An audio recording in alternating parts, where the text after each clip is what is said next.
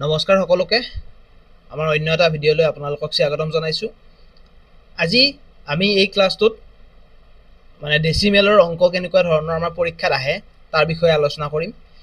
ইয়াৰ আগত যেটো আমি ডেসিমেলৰ ক্লাছ কৰিছিলো সেই ক্লাছটোত আমি যোগ বিয়োগ কৰা বা পূৰণ কেনেকৈ কৰিব লাগে, হৰণ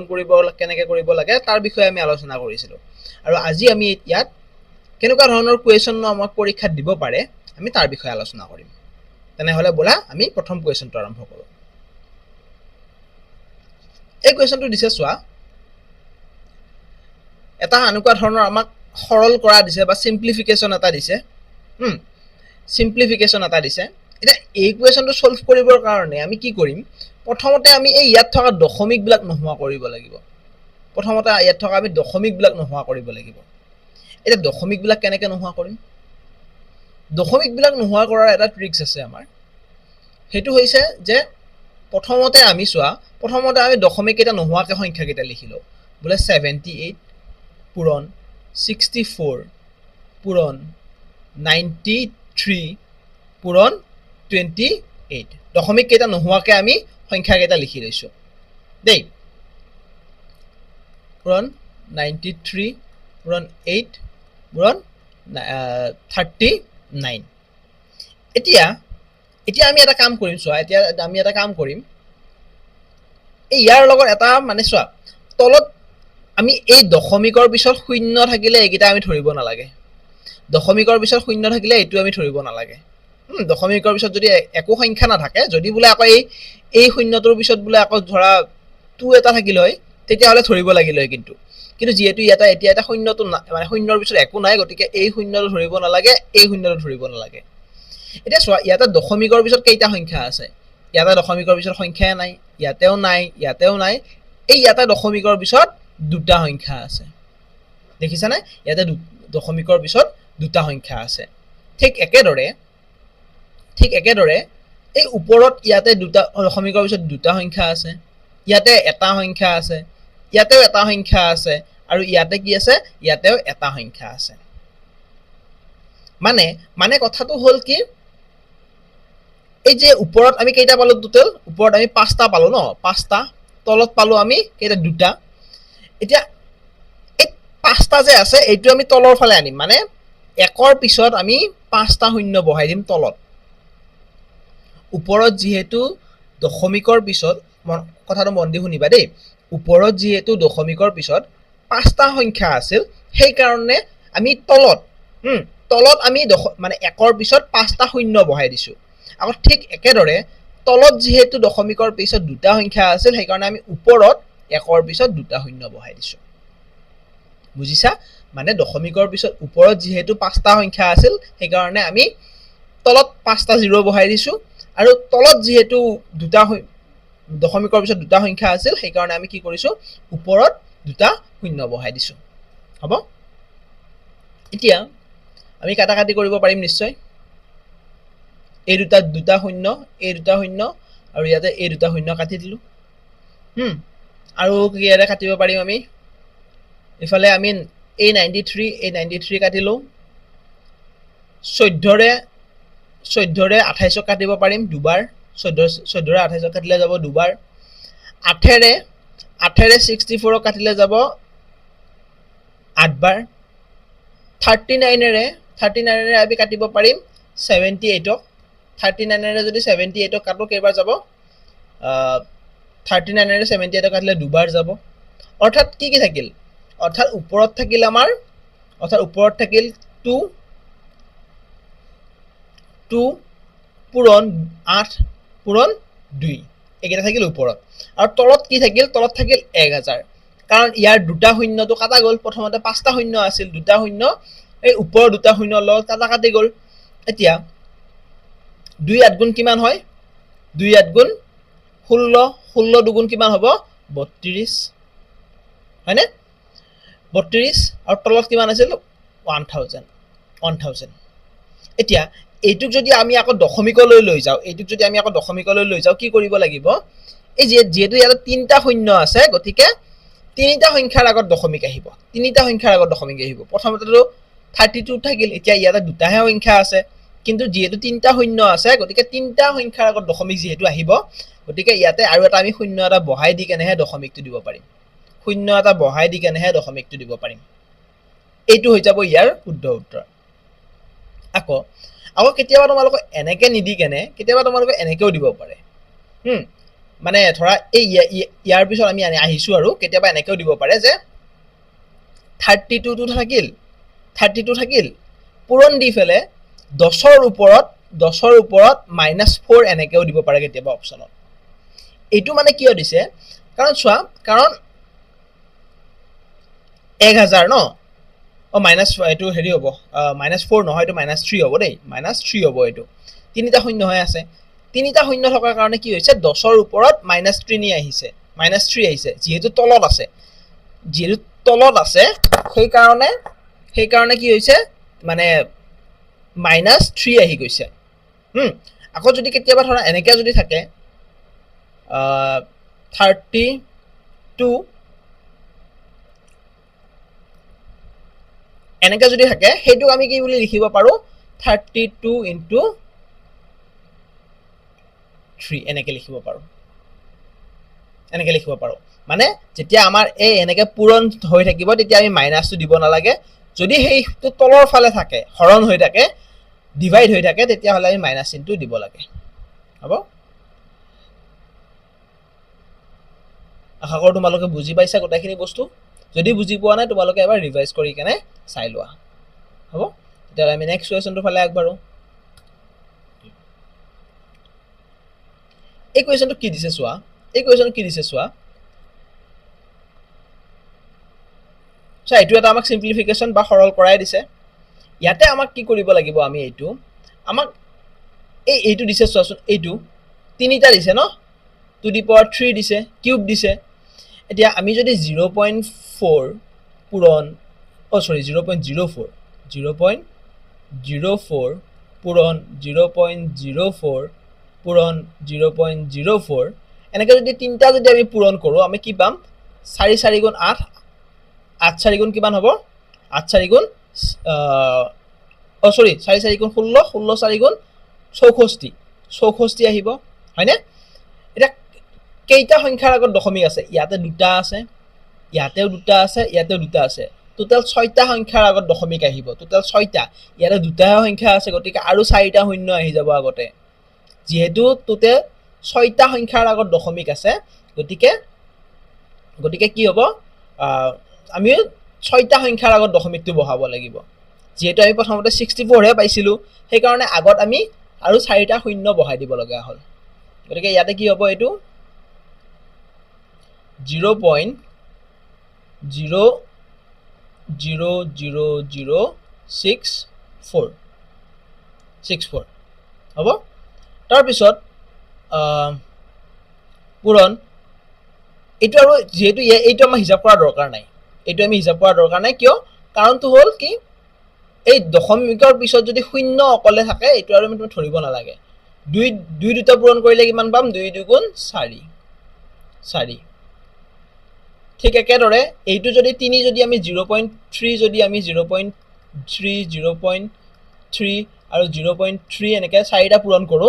তেতিয়া হলে পাবা তোমালোকে 3 গুণ 9 9 3 গুণ 27 27 3 গুণ 81 81 হৈ যাব আৰু কেইটা সংখ্যাৰ আগত দশমিকটো বহিব এটা দুটা তিনটা 4টা 81 হল দুটা শূন্য আহি যাব 4টা সংখ্যাৰ আগত দশমিকটো বহিব গতিকে 0.0081 আহি যাব 0.0081 ঠিক আছে তাৰ পিছত তলত চোৱা তলত আহিব তোমালোকে যদি এই একে নিচিনাকে কৰা ইয়াতেও আহিব 0.0081 আহি যাব 81 আহি যাব তাৰ পিছত ইয়াতেও ঠিক একেদৰে 0.0000000 মানে তিনিটাকে লব লাগিব ন 3 লগত 3 যোগ কৰিলে 6 আৰু 3 যোগ কৰিলে 9টা এ টোটাল 9টা সংখ্যা হৈছে না চোৱা ইয়াত 1 2 3 4 5 6 7 8 9টা সংখ্যাৰ আগত আমি দশমিকটো বহাই দিছো আৰু নেক্সটটো হৈছে 0.8 0.08 0.08 যদি আমি 8 7 গুণ কিমান হয় 64 আৰু যেহেতু দশমিকৰ পিছত দুটা সংখ্যা আছে গতিকে চাৰিটা হ'বগৈ চাৰিটা 64 64 এইখিনি তোমালোকে নিশ্চয় বুজি পাইছা এতিয়া আমি কি কৰিম দশমিক কেইটা নোহোৱা কৰিব লাগিব প্ৰথম কথাটো হ'ল এতিয়া আমি প্ৰথমতে দশমিক কেইটা নোহোৱা কৰিব লাগিব এতিয়া দশমিক কেইটা কেনেকৈ নোহোৱা কৰিম দশমিক কেইটা নোহোৱা কৰিবৰ কাৰণে আমি ওপৰত যিমান কেইটা সংখ্যাৰ পিছত দশমিক আছে সেইয়া তলত আমি একৰ পিছত শূন্য লগাই দিম হয়নে অৰ্থাৎ ইয়াতে দশমিকৰ পিছত কেইটা সংখ্যা আছে এটা দুটা তিনিটা চাৰিটা পাঁচটা ছটা আৰু ইয়াতে এটা দুটা তিনিটা চাৰিটা টোটেল কিমান হ'ল টোটেল 10টা হৈ যাব টোটেল 10টা ওকে আৰু ইয়াতে তো ওপৰত 1 2 3 4 5 6 7 8 9 10 11 12 13 14 15 16 17টা 17টা প্ৰথমতে আমি দশমিক নোহোৱাকৈ সংখ্যা কেইটা লিখি দিওঁ পূৰণ 81 ইয়াতে আহিব 81 পূৰণ 1 পূৰণ 64 এতিয়া সব তলত যেহেতু আছিল 17টা অৰ্থাৎ তলত যেহেতু আছিল 17টা দশমিকৰ পিছত 17টা সংখ্যা আছিল এটা 17টা আৰু ওপৰত আছিল দশমিকৰ পিছত 10টা গতিকে ইয়াতে আমি কি কৰিম ইয়াতে আমি আৰু এনেকে 17টা শূন্য আৰু লিখি নাথাকো বহুত দীঘল হৈ যাব গতিকে আমি কি কৰিব পাৰো 10ৰ ওপৰত 17টো লিখি দিব পাৰো 10ৰ ওপৰত যদি 17টো লিখি দিও কাৰণ তলত যিমানটা দশমিক থাকে সেইটো আমি ওপৰৰ ফালে দিব লাগে না দশমিক কেইটা নোহোৱা কৰিবৰ কাৰণে আৰু ওপৰত থকা কিটা তলৰ ফালে দিব লাগে তলত মানে একৰ পিছত সিমানটা শূন্য বহাব লাগে গতিকে আমি যেহেতু তলত দশমিকৰ পিছত 17টা সংখ্যা আছিল সেই কাৰণে আমি দশমিকৰ কি কয় একৰ পিছত আমি 17টা শূন্য বহাব লাগে ওকে আৰু ইয়াতে তলত আমি 10ৰ ওপৰত কিমান হ'ব 10 আহি যাব 10 এতিয়া আমি কাটাকাটি কৰিব পাৰিম 81 কাটিলো 64 কাটিলো ওকে এতিয়া কিমান থাকিল 4 থাকিল অকল 4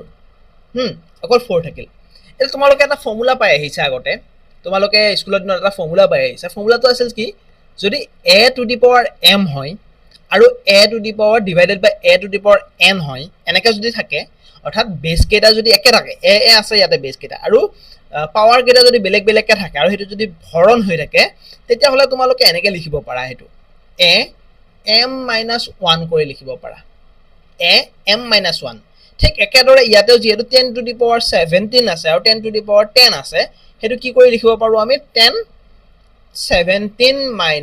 10 এনেকৈ লিখিব পাৰো আৰু এটো কি হ'ব 4 into 10 to the power 17 ৰ পৰা 10 গলে কিমান হ'ব 7 আহি যাব 7 আৰু এটো তোমালোকে ভাঙি কেনেও লিখিব পাৰিবা যদি পূৰণ কৰি দিয়া 1 2 3 4 5 6 7টা শূন্য আহি যাব আৰু এটোৱে হ'ব ইয়াৰে শুদ্ধ উত্তৰ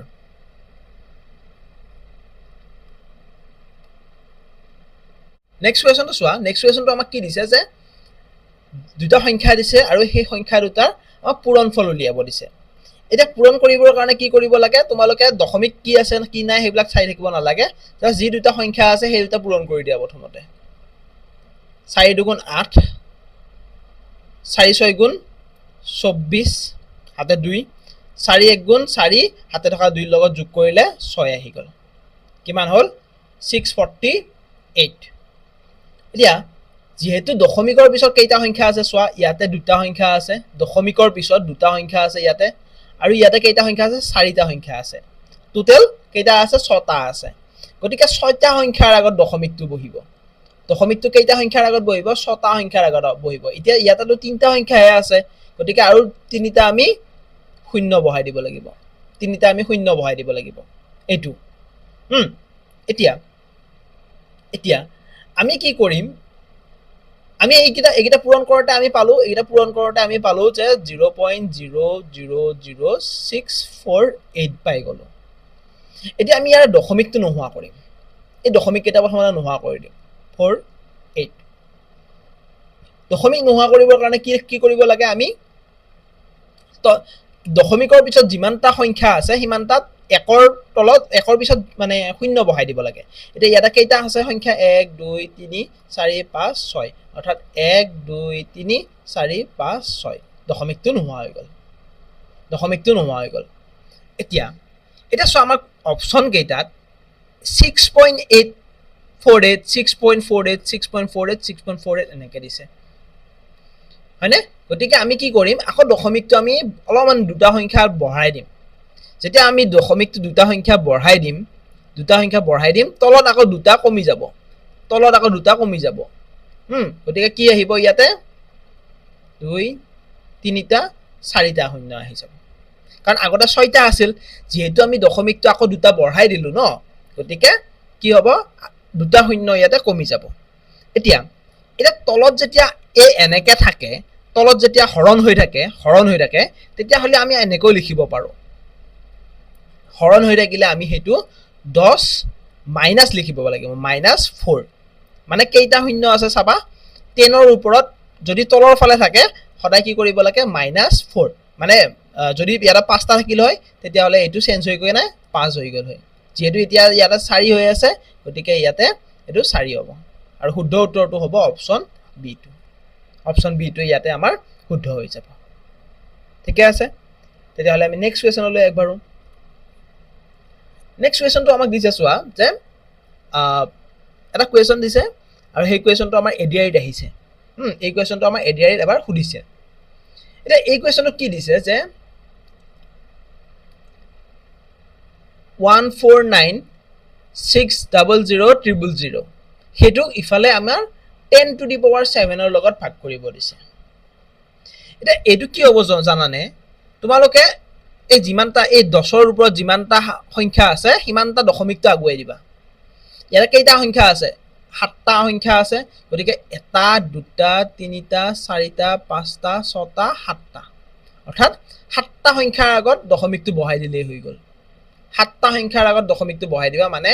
14.960 হৈ যাব ওকে এতিয়া কোড আছে হেতু কোড আছে 0 টো ধৰিব নালাগে আৰু এইটো অপচন সি টো ইয়াতে আমাৰ শুদ্ধ হৈ যাব মানে বেলেগ একো চাব নালাগে তোমালোকে 7 ৰ 10 ৰ ওপৰত পাৱাৰটো কি আছে হিমানটা সংখ্যাৰ আগত দশমিকটো বহাই দিলে হ'ল ইয়াতে 7 আছে গতিকে 1 2 3 4 5 6 7টা সংখ্যাৰ আগত দশমিকটো বহাই দিলে কাম খতম হ'ব ইজি আছিল একদম নেক্সট কোৱেশ্চনৰ ফালে আমি আগবাঢ়ো নেক্সট কোৱেশ্চনটো এটা আমাক সৰল কৰা দিছে বা সিম্পলিফিকেশন এটা দিছে এটো চোৱা এইটো আমাক কি কৰিব দিছে যে এই সৰল কৰাটোত আমাক কিছুমান এনেকুৱা ধৰণৰ সংখ্যা দিছে সেই সংখ্যাবিলাক আমাক সৰল কৰিব দিছে বা সিম্পলিফিকেশন কৰিব দিছে এতিয়া এই সৰল কৰাটো কি হৈ আছে আমি প্ৰথমতে এই বেসটো মিলাবৰ কাৰণে চেষ্টা কৰিম এইটো বেস আৰু ইয়াৰ এইটো বেস আমি মিলাবৰ কাৰণে চেষ্টা কৰিম আৰু ইয়াতে এইটো আৰু এইটো বেস মিলাবৰ কাৰণে চেষ্টা কৰিম বা এইটো মিলিয়ে আছে অলৰেডি এতিয়া চোৱা 5 to the power 0.25 আছে ন হেতু আমি তেনেকৈ থাকিব দিম 5 to the power 0.25 টো আমি তেনেকৈ থাকিব দিছো পূৰণ এটা 25 টো 125 টোক আমি এনেকৈ লিখিব নোৱাৰো নে 5 পূৰণ 5 মানে 5 to the power 3 25 টোক আমি এনেকৈ লিখিব নোৱাৰো নে হয়নে গতিকে আমি এনেকৈ লিখি দিলো এনেকৈ লিখি দিছো to the power কি হ'ল 0.25 ঠিক একেদৰে সেই মানে 256 টো আমি এনেকৈ লিখিব নোৱাৰো নে 4 into 4 into 4 into 4 চাৰিটা যদি আমি 4 পূৰণ কৰি দিও তোমালোকে 256 পাই যাবা গতিকে এটো কি হ'ব 4 to the power 4 to the power 4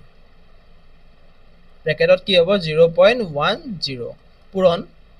ঠিক একেদৰে এটো কৰিব পাৰিবা তোমালোকে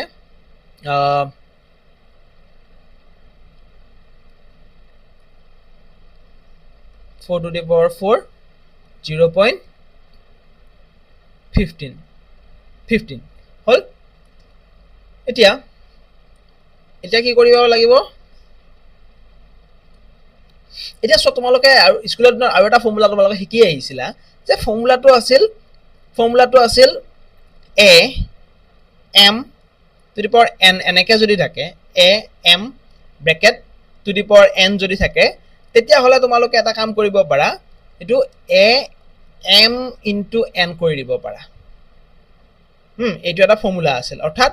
ইয়াতে আমি ঠিক একেদৰে হেইটো কামটোৱে কৰিব পাৰো 25 পূৰণ 5 এই 3 লগত 0.25 টো আমি পূৰণ কৰি দিব পাৰো 3 লগত 0.25 টো আমি পূৰণ কৰি দিব পাৰো ঠিক একেদৰে আমি ইয়াতেও 4 into 0.10 কৰি দিব পাৰো আৰু ইয়াতেও 4 to the power 4 into 0.15 আমি কৰি দিব পাৰো হয়নে এতিয়া এইগিটা যদি আমি যদি মানে পূৰণ কৰো কি হ'ব 5 to the power 0.25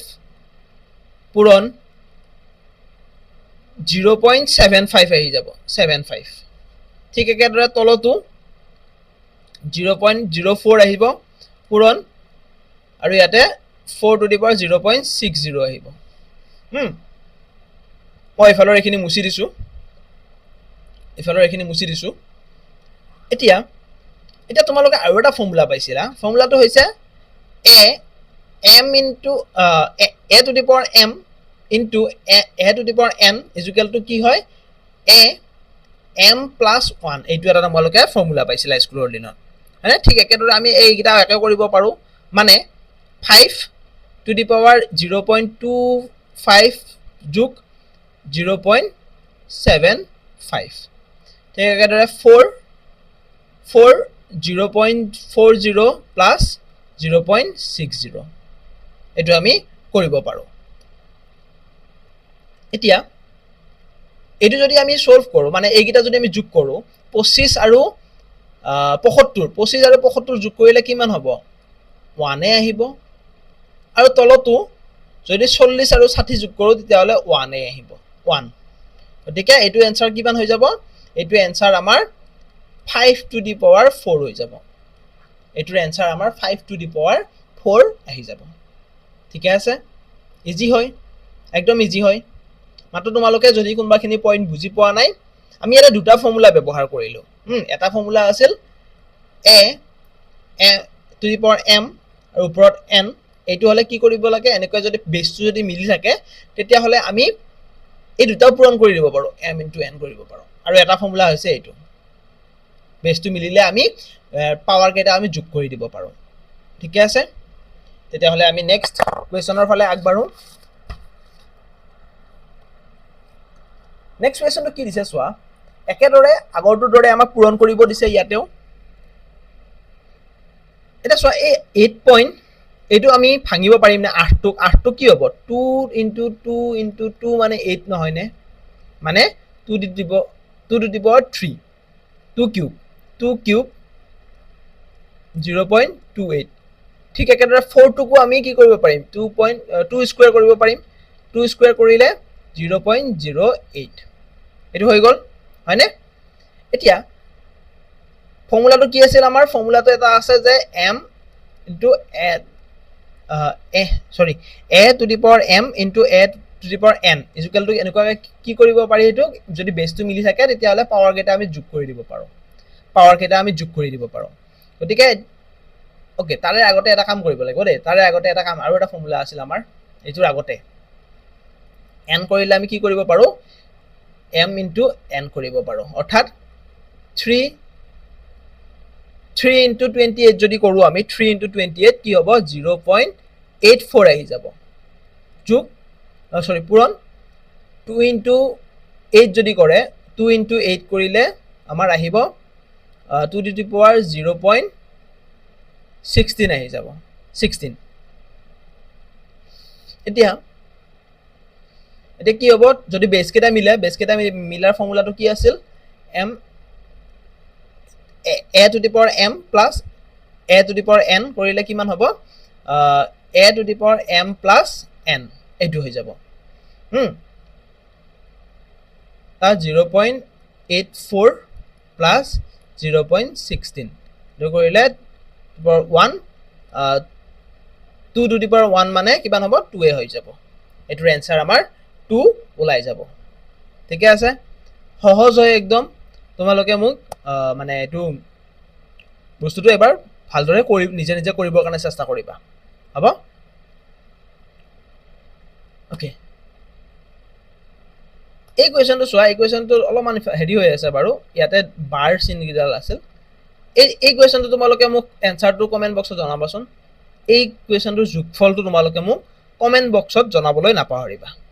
হ'ব কমেন্ট বক্সত তোমালোকে জনাবা নেক্সট কোৱেশ্চনলৈ আমি যাও এই কোৱেশ্চনটো আমাৰ এডিআইত আহিছে এই কোৱেশ্চনটো আমাৰ এডিআইত আহিছে এটা আমাক যোগ কৰিব দিছে এটা চাবা এই কোৱেশ্চনটো কি হৈছে 0.04 মানে আমি ভাঙিব লাগিব এটো 0.04 মানে কি হয় চোৱা 0.02 পূৰণ 0.02 পূৰণ কৰিলে 0.04 নহয় নে প্লাস 1.2 পূৰণ 1.2 এই দুটা পূৰণ কৰিলে 1.44 হয় ঠিক একেদৰে 1.3 পূৰণ 1.3 কৰিলে 1.69 হয় আৰু 9 এটো কিমান হ'ব 0 মানে 0.03 into 0.03 এটা এইকেইটা আমি এনেকৈ লিখিব নোৱাৰো নে 0.02 whole square plus 1.2 whole square plus 1.3 whole square plus 0.03 whole square এটা আমি এই হোল স্কয়ারে রুট ওভারে আৰু স্কয়াৰে ৰুট ওভাৰে আমি কাটাকাটি কৰিলো কাটাকাটি কৰোতে কি কি থাকিল 0.02 plus 1.2 plus 1.3 plus 0.03 এটা একেটা যদি তোমালোকে যোগ কৰা একেটা যদি তোমালোকে এনেকৈ পাতি কেনে যোগ কৰা 0.02 তাৰপিছত 1.2 1.3 আৰু 0.03 এনেকৈ যদি যোগ কৰা 552 হয়নে কয় ভুল হৈছে নেকি এবাৰ চেক কৰিব লাগিব এটো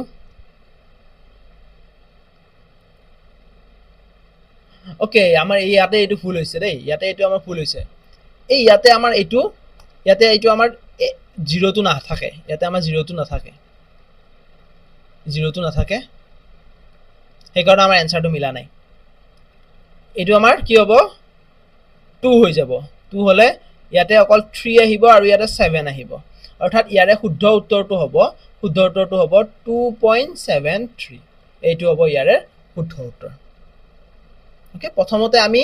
সেই ৰুট ওভাৰ চিনটো নোহোৱা কৰিবৰ কাৰণে চেষ্টা কৰিছো আমি জানো যে যেতিয়া কিবা এটা সংখ্যাক আমি স্কয়াৰলৈ নিব পাৰো তেতিয়া আমি ৰুট ওভাৰটো নোহোৱা কৰি দিব পাৰো আজিলৈ আমাৰ এখিনিয়ে আছিল আশা কৰো তোমালোকে ভালদৰে বুজি পাইছা ভিডিওটো যদি তোমালোকে ভাল লাগিছে লাইক কৰিবা আৰু আমাৰ চেনেলটো সাবস্ক্ৰাইব কৰিবা থ্যাংক ইউ